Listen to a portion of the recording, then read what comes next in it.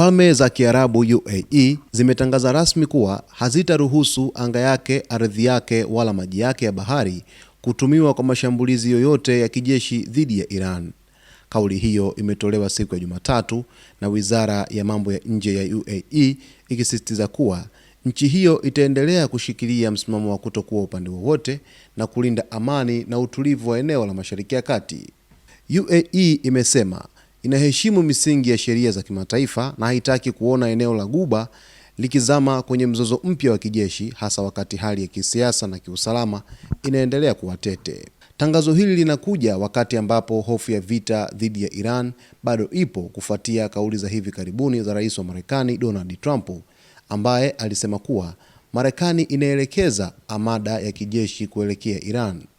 Hata hivyo, Trump aliongeza kuwa anatamani asilazimike kuitumia ikiwa Iran itabadilisha mwenendo wake. Rais Trump amekuwa akitoa onyo kali kwa Tehran, akisisitiza kuwa Marekani haitavumilia kuuawa kwa waandamanaji au kuanzishwa upya kwa mpango wa silaha za nyuklia wa Iran. Marekani imeeleza kuwa uwepo wake wa kijeshi katika eneo hilo ni sehemu ya kuzuia machafuko zaidi na kulinda maslahi yake pamoja na washirika wake.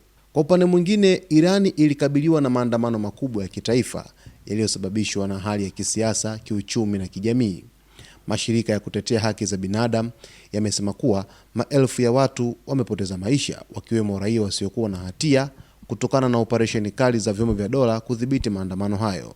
Kwa mujibu wa mashirika hayo, yameeleza kwamba vifo vya waandamanaji ambavyo viliweza kutokea katika taifa hilo vilihusisha raia wasiokuwa na hatia, vikosi vya usalama, lakini vile kwenye upande wa raia, wengi wao wakiwa ni watoto pamoja na wakina mama.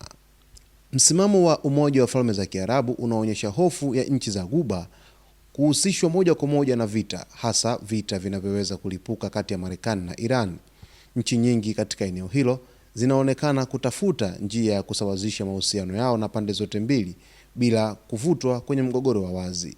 Kadri shinikizo la kimataifa dhidi ya Iran linavyozidi kuongezeka, macho ya dunia yanaendelea kuelekezwa Mashariki ya Kati, hasa huku swali kubwa likibaki: je, diplomasia itatawala au eneo hilo linakaribia kuingia kwenye mgogoro mpya wa kijeshi? Harakati za kijeshi za Marekani katika ukanda wa Mashariki ya Kati zinazidi kuongezeka katika nchi jirani katika ukanda huo, ambapo Irani pia nayo kupitia viongozi wake imekwisha jiandaa vilivyo na vita hivi ambavyo vinatarajiwa kuweza kutokea siku za hivi karibuni. Sasa huku mvutano ukizidi kuongezeka, nchi kadhaa za Ghuba zimeeleza wazi kwamba hazitaruhusu kabisa Marekani kuweza kutumia anga yake, maji yake au ardhi yake kuweza kuishambulia Iran. Lakini wasiwasi umekuwa ukiongezeka hasa katika taifa hili la Umoja wa Falme za Kiarabu UAE.